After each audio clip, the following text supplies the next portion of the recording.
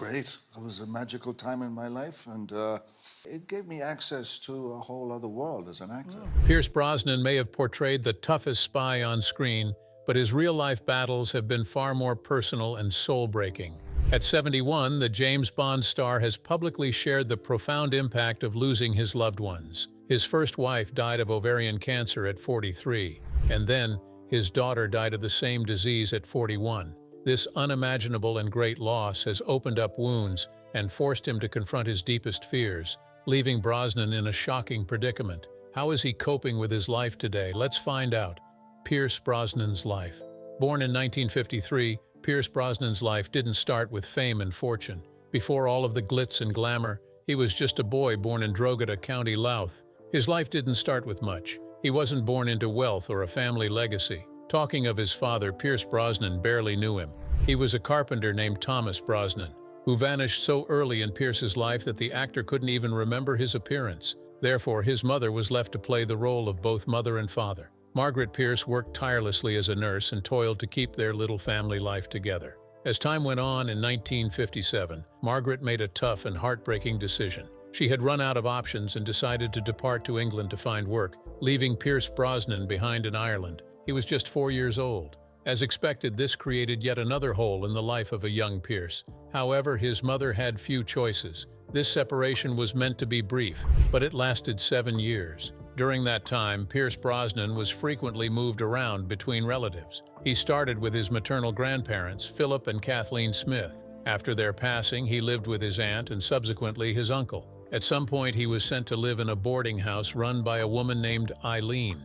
With each new move came a new set of rules, schools, and even unfamiliar faces. This was a tumultuous period in the actor's life, but he had to face it. He never stayed in one place long enough to truly feel like he belonged, so he learned to stay quiet. This was a mechanism of survival and observation, a way to keep holding on despite his tough circumstances. Whenever Brosnan reflects on his childhood, he speaks about how solitary it felt, and he discusses the burden his mother carried and her courage in moving to England. Everywhere he went, he was always the new kid on the block and always felt like an outsider. However, there was something about him that caught the attention of teachers.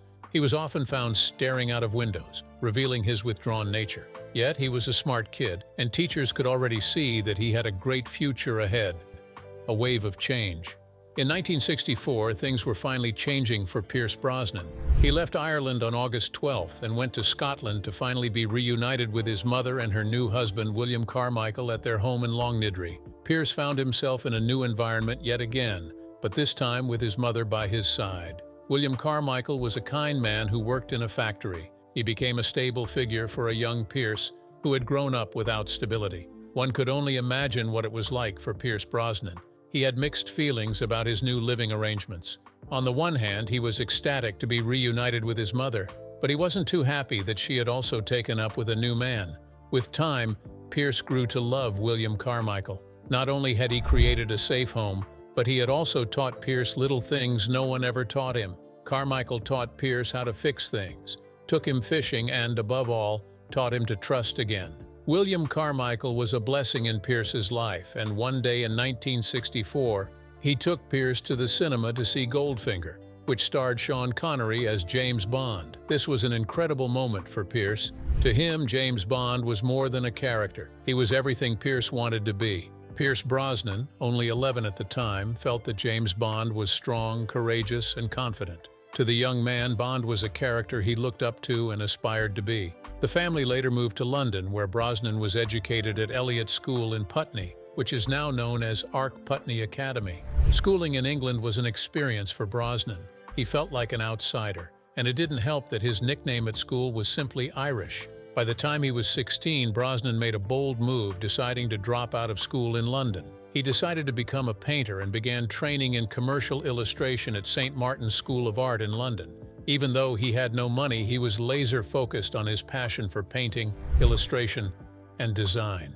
He looked up to artists such as Lucian Freud, and his passion at the time was his art. While he survived on toast and tea, his classmates came from silver spoon homes. This didn't make him feel inferior. It only made him determined to prove that he belonged. However, his life had other plans for him. By the year 1971, while he was studying art, Pierce came upon a theater workshop in South London. He saw a fire eater teaching people how to eat fire and decided to join in. That was the day Pierce Brosnan stepped into the unknown. Instead of walking away, he decided to try something new. Little did he know that he had opened doors to new and exciting places. Soon after, Brosnan joined the Drama Centre London, where he was trained as an actor for 3 years. He worked harder than he had ever done. And even while 60% of students were dropping out because they had tough, no-nonsense teachers, Brosnan stood tall. He worked part-time jobs while studying Shakespeare. He trained in mime and circus acts, and at that time, training wasn't cheap as it cost €1,200. Despite it all, Pierce Brosnan never quit. In 1975, he graduated from the Drama Centre. He began working as an acting assistant stage manager at the York Royal Theatre, and he got his big break with a stage play called Wait Until Dark. Wait Until Dark was a thriller, and the character Pierce Brosnan played was thrilling to say the least. His ability to bring this character to life felt so real that it made some people uncomfortable. The director saw him shine through. There was something about how he brought the character's cold persona to life. Within 6 months, he was selected by playwright Tennessee Williams to play the role of McCabe in the British premiere of The Red Devil Battery Sign. The critic praised his performance, and he was beginning to garner the attention of those who watched him perform. In 1980, he made moves to film and had a little role in The Mirror Cracked alongside Elizabeth Taylor. He was on screen for less than 30 seconds and earned about £50, but this was only the beginning. That same year, he appeared in other major films, such as The Long Good Friday starring Helen Mirren and Bob Hoskins. In this film, he played a minor character, and while the movie wasn't an immediate success, it has become a cult classic over time. Pierce Brosnan was etching his name into stone and working his way up to stardom.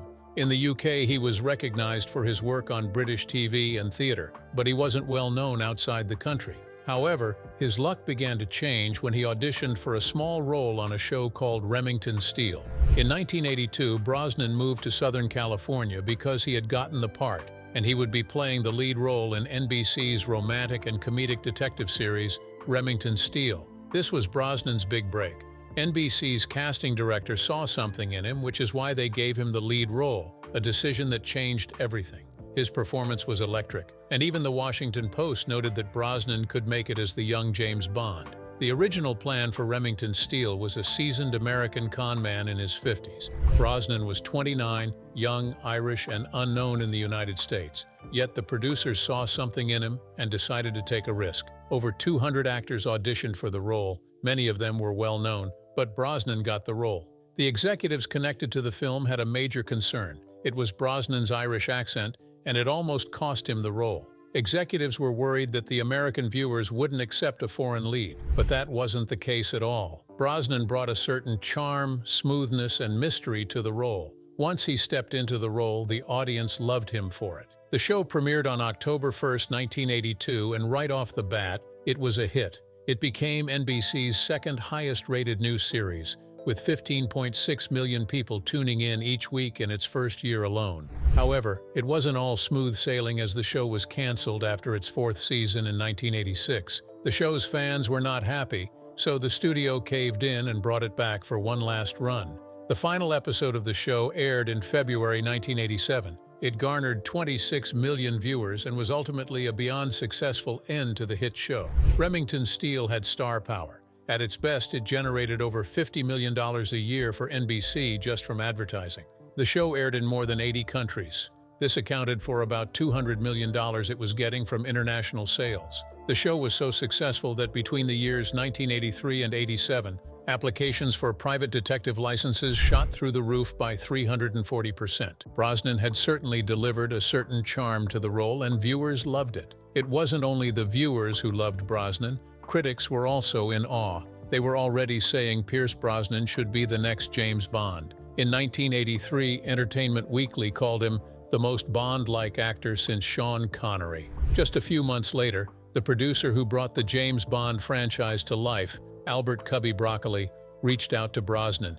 He had been watching and was very much interested. By 1984, there was more speculation on the matter, and NBC took full advantage of it. They leaned into marketing, which hinted at Brosnan's secret agent aura. The TV Guide even ran a cover with him asking, "The next 007?" Even Ian Fleming's widow, Anne Fleming, stated publicly that Brosnan looked and acted like what her husband envisioned for Bond while writing the series. While all the speculation was going around, Brosnan was busy earning critical recognition. That same year, he was nominated for a Golden Globe for his role in Nancy Astor, his second major TV role. Brosnan won the award despite being up against legends in the industry such as Anthony Hopkins and John Gielgud. All admired Brosnan's acting skills. His performance in Nancy Astor left the real Astor family impressed, even though they had originally opposed the series. While Pierce Brosnan had his name in the hat for James Bond, getting the role was far from easy. His journey to Bond life wasn't simple. He was considered for the role in 1983 for the film A View to a Kill. Roger Moore had been unsure about whether he would do another film, and Brosnan was more than ready. Brosnan met Broccoli on the set of For Your Eyes Only, where Cassandra Harris, Brosnan's wife, had a small role. Broccoli took a good look at Brosnan and said, "If he can act, he's my guy." However, the studio was already in panic mode. They offered Moore a huge sum of over $3.5 million to return to the role, so Brosnan was going to have to wait for another shot.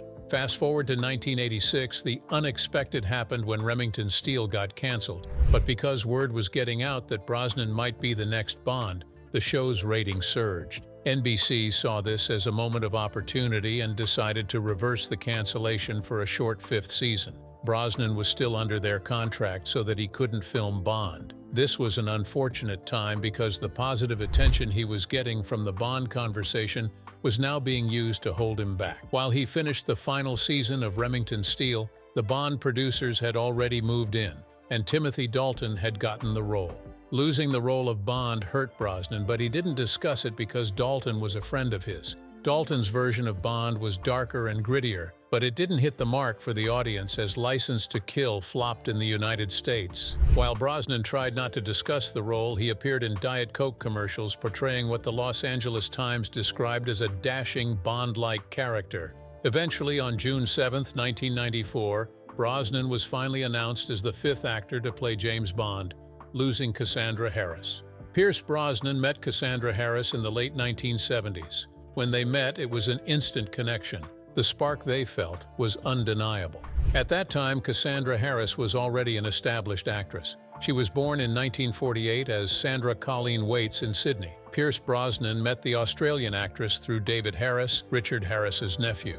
Their meeting was shortly after he had finished drama school, and the moment he met her, he didn't think he would spend his life with her or anything like that. He only knew that he wanted to enjoy her beauty and who she was. Looking back on that moment, he described her as a beautiful-looking woman. Their connection started like wildfire, and soon enough, they began dating. Without wasting any more time, they bought a house in Wimbledon. While Cassandra had just gone through a difficult divorce, she was open to love again, and this time it was with Brosnan.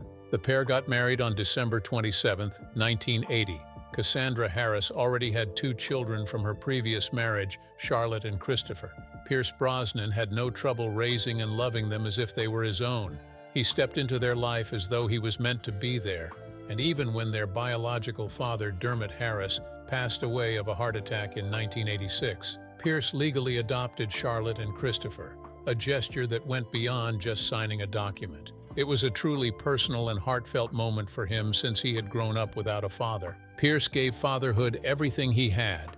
He made sure to be the father the children deserved and the father he never had. He once stated that he wasn't a father, he was just Pierce, and then he became daddy. In 1983, Cassandra and Pierce had a son, Sean. They were now a family of 5 and life was good. Pierce Brosnan's career was finally getting the recognition it deserved, and even through all the hustle, he never once put his family on the back burner. They always came first. His major goal was to provide them with a home filled with safety, happiness, and love. He never once lacked in being the father his children deserved and the perfect husband to Cassandra Harris. In a moment of fate or serendipity, Cassandra was cast as a Bond girl in For Your Eyes Only. This was in 1981. Little did they know that Pierce would one day take on the role of 007.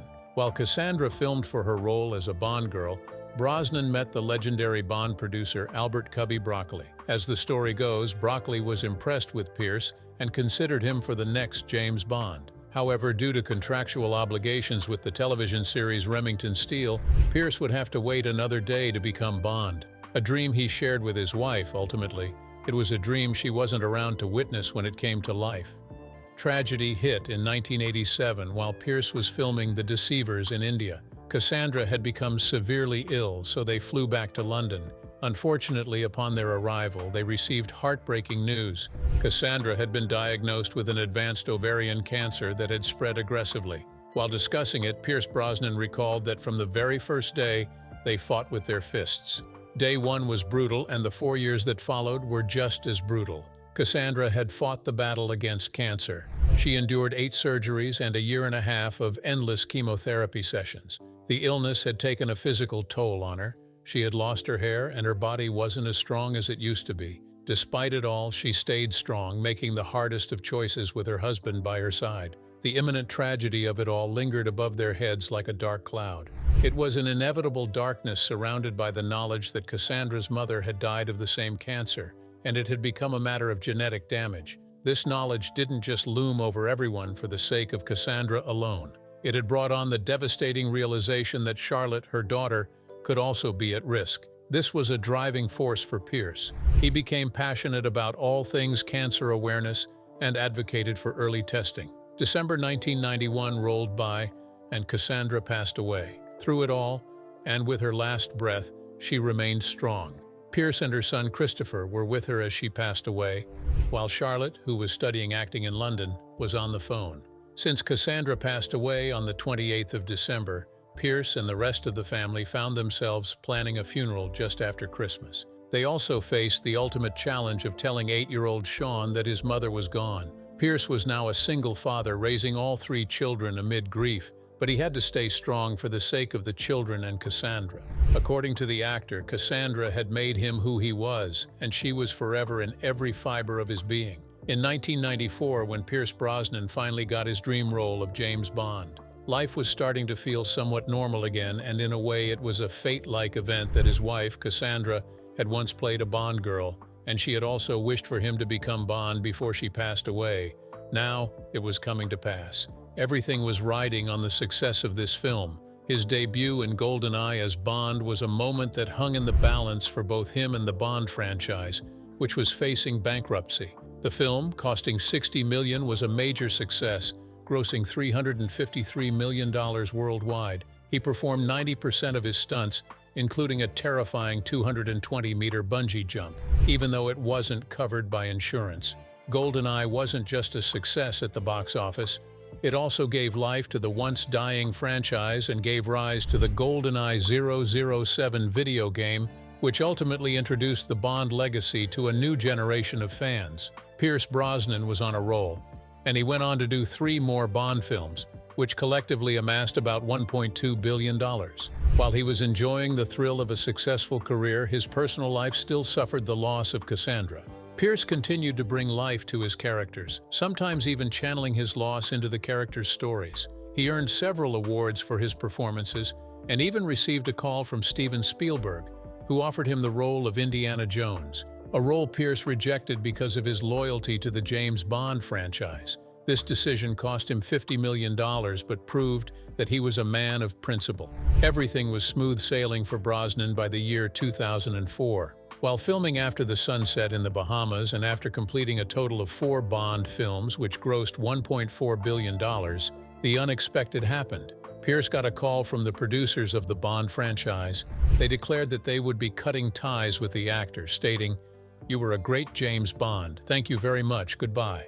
This was almost a slap in Brosnan's face, especially after the massive success of Die Another Day, which was the highest-grossing Bond film. The producers wanted a younger Bond, and while the call was cutthroat, they waited till he was alone to deliver the news. Another followed this devastating blow as Brosnan lost 3 movie deals in a matter of 3 days. The studios had backed out, and internal emails were circulating, revealing that he was perceived as too Bond and difficult to cast in other roles. That wasn't the end.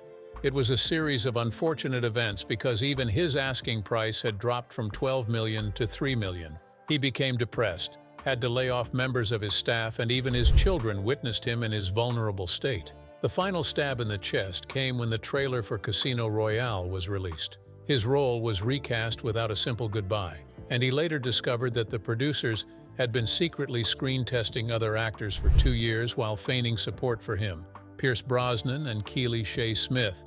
In April 1994, just months before he officially became James Bond, Pierce Brosnan met Keely Shaye Smith at a beach party in Cabo San Lucas. Keely was a lawyer and, surprisingly, wasn't a big fan of Brosnan and his fame. Instead, she was attracted to the man he was. They had an instant connection and would stay up late talking. With no time to waste, he introduced her to his children, and 6 months later, she moved into his home. They got married in 2001 in a $2.3 million ceremony at Ballintuber Abbey, an 800-years-old church. Their guest list was intimate and had famous faces like Liam Neeson. It was a sight to behold as Pierce wore a traditional Irish kilt and cried as Keely walked down the aisle. Unfortunately, things took a turn for the worse in 2013. Even Charlotte Brosnan died at the age of 41. Just like her mother and grandmother, ovarian cancer had struck once again, and she fought for years, ultimately passing away. Pierce Brosnan had to go through another devastating loss. It was another heartbreak at the hands of history. By 2014, Brosnan spoke about his wife, Kassir, and their wonderful daughter. It was at a Stand Up to Cancer fundraiser, and the actor got emotional on stage, stating, "I held the generous, strong, beautiful hand of my first wife, Cassie, as ovarian cancer took her life much too soon. And just last year, I held the hand of my funny, wonderful daughter, Charlotte, before she too died from this wretched inherited disease." His close friend, Bron Roylance, spoke about how Charlotte's death opened up old wounds as Pierce had to relive the nightmare yet again. It was even more devastating as Charlotte had only just gotten to her longtime partner, Alex Smith, just 2 weeks before she passed. Charlotte had 2 children of her own, Isabella and Lucas, who were 15 and 8 years old at the time. Together, the entire family stood to speak about Charlotte and her courage and strength, even in the face of the horrific circumstances. Pierce Brosnan had suffered a great loss with the passing of his first wife, Cassandra. The loss also affected Cassandra's children in various ways. Christopher Brosnan had a particularly difficult time as he was fined for drunk driving, and a year later he was jailed for repeating the offense. Even while working on the Bond films with Pierce, he couldn't avoid the pain. He had struggles with substance addiction, and at some point he went into a coma as a result of substance abuse. Keely Shaye Smith was an anchor for Pierce Brosnan through both the good and the bad times. She also faced her fair share of public scrutiny with tabloids mocking her weight. Pierce came to his wife's defense, stating that he loved every curve of her body. He said, "She is the most beautiful woman in my eyes, and she also has our 5 children." Keely Shaye, who is now 61 years old, lost about 100 pounds in 2024 through diet and exercise. Through all the tragedies and controversies of life, Brosnan and Keely have stayed strong together. Their marriage has lasted for about 23 years, and it's been 31 years since they met. They were recently seen supporting George Clooney's Broadway debut in April 2025. At 71 years old, Brosnan is still the perfect Bond. He remains a Hollywood icon who has also channeled his pain into good causes. He has raised money for cancer awareness, worked as a UNICEF ambassador since 2001. He has marched with Greenpeace and even boycotted the GoldenEye premiere in France to protest nuclear weapons. Brosnan isn't just a remarkable actor. It turns out he's also a great father and husband. The loss of his first wife after her tragic diagnosis remains with him to this very day, but he's determined to turn the pain into good by tirelessly raising money for cancer awareness. When his daughter Charlotte was ill, he said he would do anything, call anyone, go anywhere, beg if he had to, so she could live. Unfortunately, he had to say goodbye to his first wife and daughter at the hands of ovarian cancer, but he remains steadfast in his journey to help others.